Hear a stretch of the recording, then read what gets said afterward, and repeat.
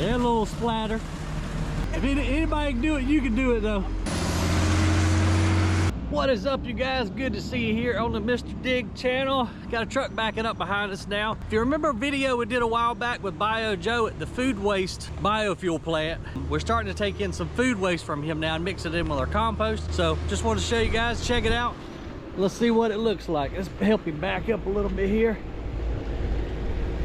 Yeah, we're gonna make you famous, Greg. You'll be real famous if you fall in that pit right now.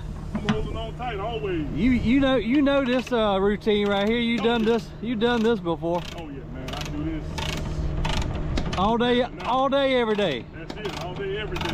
And Greg, what you got for us today? Is this just some byproduct from the biofuel plant? A bunch of discarded food waste. Food waste, okay. Yeah, we man, love food waste. It makes good compost, dude. Oh yeah, living everything. You gotta take the other side loose now. Okay. How far I need to stand back? Move when I move. Okay. I like that rule, man. Move when you move. So I'll put a link in the video right here if you didn't happen to see that very cool operation our friend Bio Joe, not too far from here, where he extracts the oil from food byproducts and it turns it into the beginnings of biodiesel. And so this is the material that he can't use in his process, but for us, we add it along with the chicken, of course, which this is way better than the chicken. This is just food waste.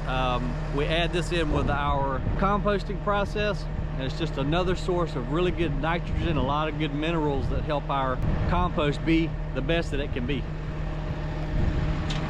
And we're gonna live by Greg's rule, and we're gonna stand wherever Greg stands. Yeah. This ain't too bad. Yeah. You open it from back here. Yeah. But the other box, we have to open it from the rear. I got you. Gotta run from yeah, it. you gotta run. It's smelly. Yeah, it ain't too bad with the temperatures we're having right now, but July, August. We don't even have the maggots right now. Yeah. You know? Yeah, when the maggots come out then. You got a problem. Yeah, a little splatter. This is a lot better than the chicken stuff we get in though, Greg. The chicken stuff is rough. That chicken stuff is awful. I think that's about the roughest smell we got, the chicken stuff. Yeah. I'm gonna get over here so we can see it come out. And of course the guys have already put some chips in here to help absorb the liquids and all, but this stuff right here is not that bad. It doesn't look pretty, but this makes fantastic compost.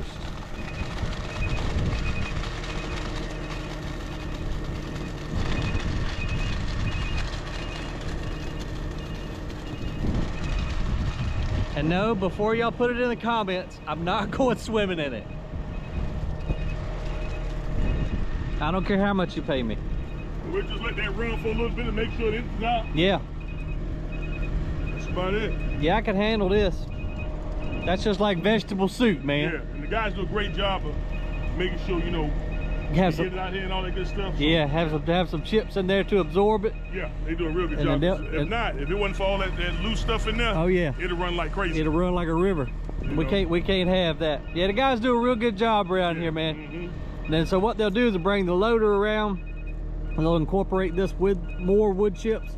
Then we'll take it to the back to the composting yard, which y'all have seen before. Put it in windrows, add the microbes, let it cook, let it do its thing, and turn it into some fertilizer. It's on Mother Nature then. That's it. Well, Greg, thank you, buddy. Yes, sir. Nice, hey, man. Good talking to nice to meet you.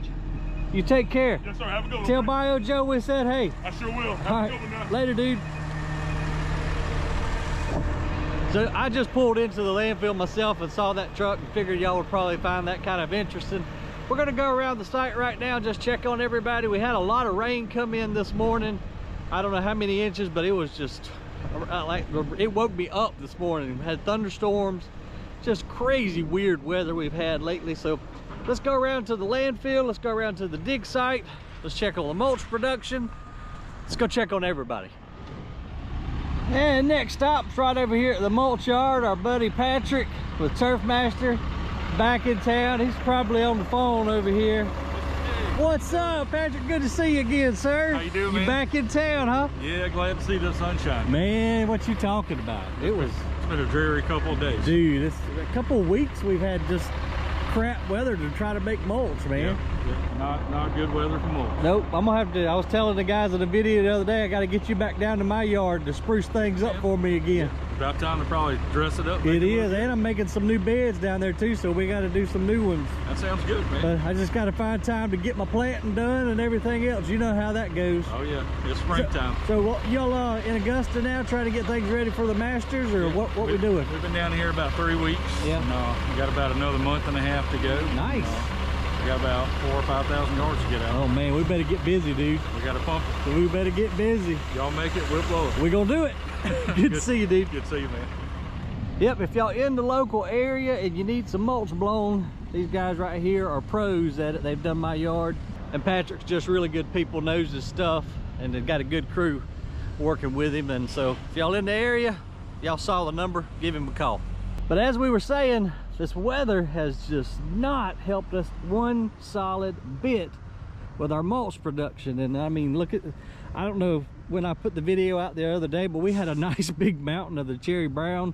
It's down to one tractor trailer load, maybe got a couple tractor trailer loads of red. We've got the stockpile, we just don't have the weather to produce the colored mulch because, well, we can't color in the rain. I think the forecast looks halfway decent for the next coming week. I think maybe there's some rain supposed to move in over the weekend, but we just got to cross our fingers for some more pretty weather days, or else we're going to be selling out of mulch and people are going to be hollering, and if you ain't got it, you can't sell it. Good to see some sand trucks rolling in though. That's always a plus. So these guys are hauling to 2 different ready mix plants. So they'll go around to the sand plant, which we got to check on in a little bit, make sure how our stockpile's doing there. But anyhow, they'll get loaded up with concrete sand, take it to the plant, and I assume that people are starting to get into that spring mode on the concrete production too, so it's going to be wide open on all fronts here before we know it. All right, next stop, full circle. We got the plant running, but unfortunately no materials going through it because our 844K, our big loader, is down right now. Some deep piece of debris made it through the fuel system somehow into the high pressure injector.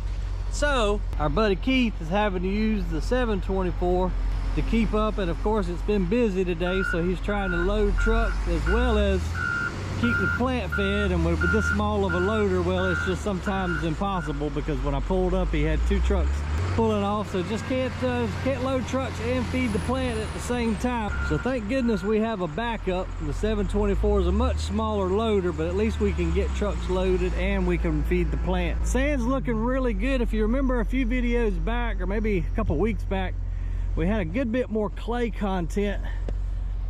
It was a little bit more orangish, but now we're back to some pretty sand. So we slowed the plant down to help wash some of that clay and silt material off. But the area that we're digging at, which we're fixing to go check out now, as y'all seen in prior videos, is just a lot better quality sand. It's a lot less dirty. I know it's still dirt, but a lot less clay content on it. Oh, good buddy Keith. What's up, my man? How you doing?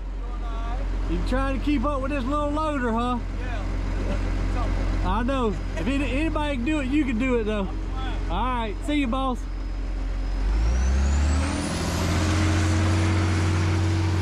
He's got to load them and get. Hopefully I didn't park in his way. I think I left him enough room to get by. Now he's got to boogie around there and get some sand in the plant so that we can keep up with production and keep these local concrete companies fed, because as we talked about already today, it's getting into the busy season, and construction projects are starting, and it's just gonna get busier and busier. And there goes our Hyundai 30-ton. Nick's driving it. We got Aaron in the 750. I think he's gonna go up top. This is where we're trying to rebuild our sand mountain that we used to have years ago. It looks like Aaron's trying to join those 2 peaks together right there, as well as push mud out of the way from all the rain that we've had. Keep the trucks rolling as quickly as possible.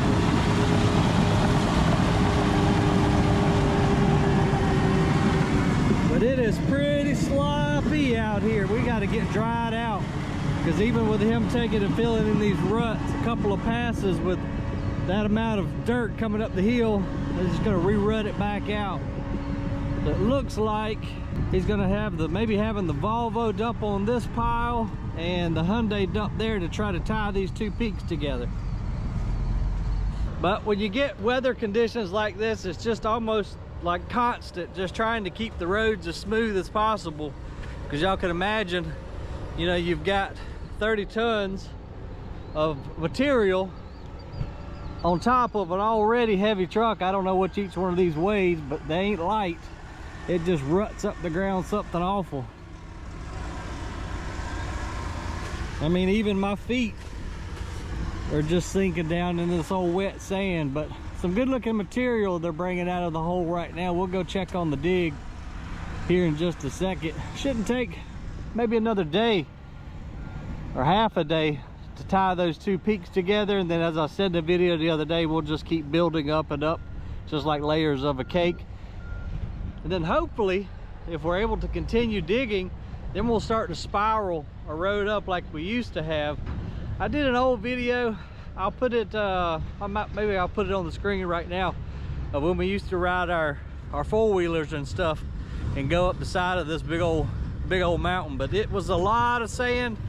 It was one of the highest peaks in the whole area for a little while there. We called it Mount Miltmore after my dad, Milton. Well, let's ride over here now. Let's check on the actual dig site. Looks like our buddy Luis has got the D65 up there pushing concrete off. Won't be too much longer. We'll probably need to be crushing some more concrete again. Our stockpile is getting a little bit low. I think that truck just got loaded with crushed concrete, so not too much longer we'll be needing to crush again. But before we make it to the dig site, one of you guys commented on how we use this old tire derimmer to make the rebar hooks that go in our concrete retaining wall blocks. I'm gonna show you real quick. Let's see, we've had a good bit of concrete come in today. I see a couple of forms filled up, but not a lot. So these are getting ready for tomorrow. And Javier, they rigged this machine up. This is originally designed to de-rim tires, but they've fabricated it to where he can make his rebar hook for the retaining wall block.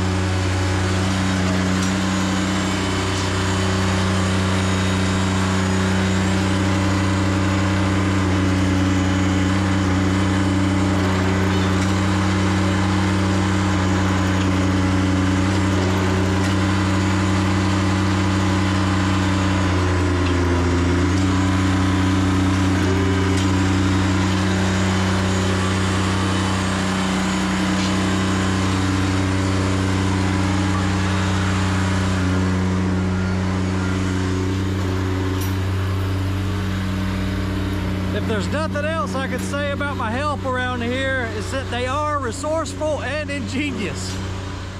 It looks like Brandon's on the JCB lull taking some more rebar around to Javier so he can bend it into some more hooks. And then let's walk over here and take a look at where we are on the big dig. Unfortunately, you see the Komatsu boom still sitting there. She's not moving. Aaron said we're still waiting on the tech to come out. I guess they're tied up, but we sure do need them because, as y'all have commented, we need a bigger machine so we can move more dirt. However, we have got them set up right now to where we can move the most efficient, even though we've got a smaller bucket and a smaller excavator. So now the Volvo's sitting up on top of this shelf here. We got the haul trucks down below him. He's just making a quarter turn, which is, as y'all know, gonna expedite the whole process a whole lot better.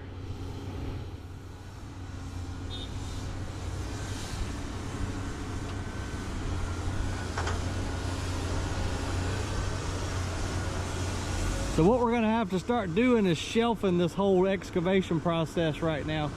So Mr. Ivan will come and rip this whole peninsula that he's sitting down on. Then he may turn this way, rip across this way, always keeping those trucks down below him for faster loading. However, now the truck's got to go down and up a hill, which is going to slow us down a little bit, but not near as much as if he were having to load like we were doing the other day, where the trucks are on top and he's having to load from the bottom up. All right, this fella here in the truck behind me is first time here, and he's looking for some of our compost blend, which, as I told you guys, with that fall spring last weekend, people are chomping at the bit to start planting. So we're going to take him around there, get him loaded up with some of our quality compost blend. All right, our buddy Devin just came up. He knows what he needs to get, so now we ain't got to show him. He can just follow the loader operator right around there and get loaded up. Y'all, I don't know if I'm ready for springtime yet or not. Then we've got folks the first time coming into the landfill having to get instructions. That's one thing we're working on right now, is getting some new signs made up, because it's just gotten so busy and we have so many new products now, and people just get lost, especially if it's your first time coming onto the site, just because there's so many different little avenues and roads and operations. So we're going to get some better signage for those customers who have never been here before, just to make it easier to navigate. I know when I go to a site, I like good signage, and I feel like we just don't have the signage that we need right now. It's decent and it works, but as the businesses are growing, we're acquiring new customers. They don't know the lay of the land. It'll just be a lot more helpful so they can find which product they're looking for, can get there easy, get loaded up, get out. And guys, I need y'all's help. Anybody who has experimented with tannerite, you see that mobile home right there? A lot of y'all have suggested in the comments that we blow it up. I don't know how much tannerite to use. Aaron's messed around with it a little bit, but we've never messed with it on this kind of level. So if you have any tannerite experience, how many pounds do we need to blow that mobile home into smithereens? Y'all drop me a comment down below. I appreciate you hanging out with me. I gotta go pay some bills on the computer. See ya on the next video.